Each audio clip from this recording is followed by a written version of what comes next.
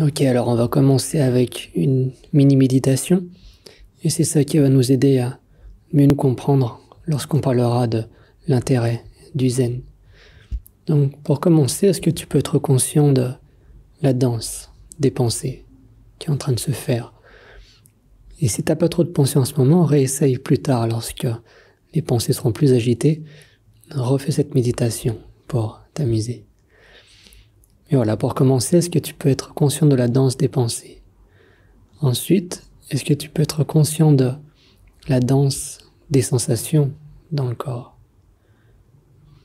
Et la danse de la respiration, ça vient, ça va. Ensuite, est-ce que tu peux être conscient de la danse des lumières, la danse des couleurs? Est-ce que tu peux être conscient de la danse des sons qui viennent, qui repartent?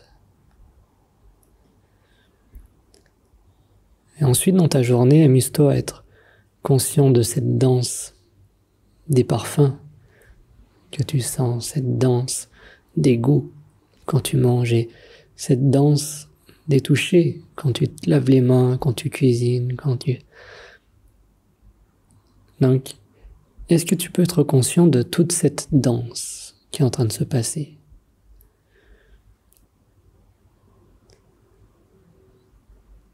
Et lorsque tu es conscient de toute cette danse, il y a une certaine énergie, tu as retrouvé ta vraie nature. Tu réalises que toute cette danse qui est en train de se passer, donc les pensées, les sensations, les perceptions, tout se passe sur ce même silence de la conscience. Et ça nous rappelle qui on est vraiment. Le fait qu'on puisse observer nos pensées, qui disent « je suis ça, je suis machin, je suis truc », c'est pas vraiment nous, parce qu'on peut l'observer. Donc après, on peut se demander « ok, mais quel est l'intérêt de savoir que notre vraie essence, c'est ce silence ?» Parce que avec ça, on va pas aller bien loin. Et en fait, plus on passe du temps sur ce chemin, et plus on réalise à quel point c'est totalement fou. Que tout ce que la pensée essaye désespérément d'atteindre, c'est exactement ce que la conscience est. Mais le truc, c'est que la conscience peut être consciente de la pensée, mais la pensée ne peut pas être consciente de la conscience.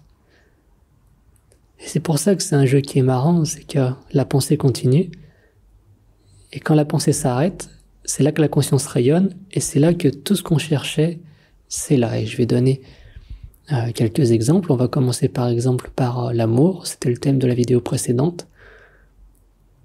Donc ce que je parle ici, c'est pas un concept, tu peux vraiment l'expérimenter. Reprends la mini-méditation, d'être conscient de toute la danse. Donc l'amour. On réalise que la conscience, elle est pure amour, car elle n'a aucun mécanisme de défense. Elle accepte tout sans aucun effort. Et on pourrait faire le synonyme avec l'espace dans la pièce dans laquelle tu es. Cet espace accepte ton corps tel quel. Lorsque tu rentres dans la pièce, l'espace n'a pas choisi est-ce que je vais l'accepter ou pas l'accepter. L'espace accepte ton corps sans aucun effort. Et la conscience, c'est la même chose. Tu réalises que peu importe ce qui prend place dans la conscience, alors la conscience l'a déjà embrassé, l'a déjà accepté. Après, il n'y a que la pensée qui donne cette illusion qu'on va accepter ça ou qu'on va refuser ça et qu'on va faire toutes ces décisions. Mais par nature, ça rayonne l'amour. On accepte déjà tout.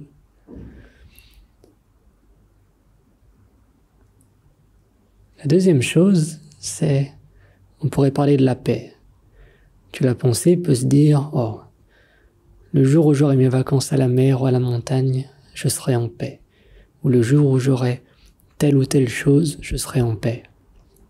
Mais est-ce que tu peux réaliser que ce silence sous cette danse, c'est déjà une paix totalement sereine, et encore une fois, c'est ta vraie nature. La seule agitation, c'est lorsque la pensée dit « Ah, je serais quand même mieux à la montagne ». Mais c'est que ça. Si tu enlèves la pensée, alors la conscience rayonne, et il y a déjà une paix. On se fixe des buts, on se dit que quand on aura ça, on trouvera enfin la paix, on sera tranquille, et innocemment, c'est comme dans les films, on se dit, c'est comme la fin du film, c'est qu'une fois qu'on aura ça, alors on sera heureux jusqu'à la fin de notre vie, on sera en paix. C'est innocent, mais en réalité, on se rend bien compte que sur le coup, oui, ça fait du bien, mais après, il y a toute l'agitation qui revient. L'agitation, c'est quoi? Le troisième point, c'est le bonheur. La pensée essaye désespérément de chercher le bonheur de partout. Et encore une fois, c'est la même chose, le bonheur ou l'absence de souffrance. Et c'est là un grand intérêt à rayonner la conscience, c'est qu'en fait, rayonner la conscience, c'est la fin de la souffrance. Il n'y a que la pensée qui crée souffrance, qui crée toute cette narration. Mais pour la conscience, il y a juste des différentes intensités qui se modulent sur cet écran de la conscience. Mais il n'y a pas de narration, la conscience accepte tout. Donc après, la pensée se dit, je suis pas très heureux, je vais peut-être travailler sur mes pensées, penser positivement. Donc on se dit, on va penser plus positivement. Ou bien on va se dire, non mais il faut que je me fixe des buts, et quand j'aurai ce but, comme on l'a vu avant, eh ben je serai heureux. Mais tout ça, c'est se décarcasser pour pas grand-chose. Parce qu'on réalise que tout est déjà là. Et ça c'est passionnant, tu regardes de partout autour de toi, n'importe qui, il court après ça, il court après le bonheur, il court après la paix. Donc sur cet axe horizontal du temps, voilà, je me dirige là-bas, ça va aller. Et dès qu'il a la chose, alors maintenant il y a une réalisation verticale qui arrive. Que d'un coup le temps s'est arrêté, d'un coup les pensées s'arrêtent, et d'un coup, ça y est, je suis en paix, je suis amoureux, je suis je suis heureux. Et tout ça, c'est juste parce que, voilà, la pensée s'est arrêtée. La dernière chose, c'est la beauté. Et idem, quand tu rayonnes la conscience, toutes ces choses, ça rayonne, tu vois, ces couleurs-là, mais ça, tu te dis, wow, mais qu'est-ce que ça fait là? Tu vois, tu vois tout d'un œil frais, comme si c'était la première fois. Et tu te rends compte que la seule chose qui stoppe la beauté, qui arrête la beauté, c'est lorsque la pensée étiquette quelque chose. Donc après, elle se dit, oh bah ça c'est un verre, je sais ce que c'est bon, et on passe à autre chose. Mais si tu t'arrêtes et que tu es là conscient de la danse, alors tu vois tout ce miracle qui est en train de se passer, toutes ces couleurs, et il y a vraiment quelque chose, ça rayonne. Encore une fois, c'est pas un concept, c'est vraiment, il y a quelque chose qui se passe. Donc la conclusion de tout ça, quand on parle du zen, de la sagesse, c'est ça, c'est qu'en fait, si tu regardes autour de toi, on pourrait dire c'est un monde de fous. Parce que tout le monde court après quelque chose, se rend compte que ça n'a pas marché, il continue. Donc on se paye des murs, on voit que ça marche pas, mais on continue quand même.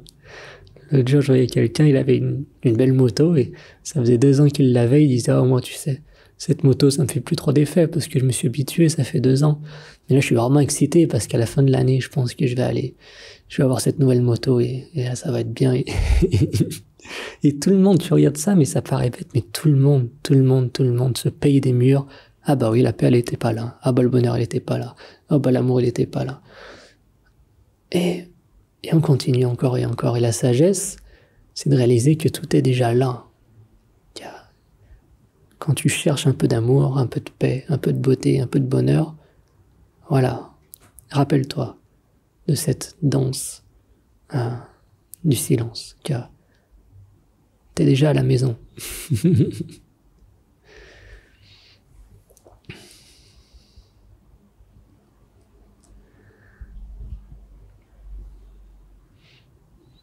Merci.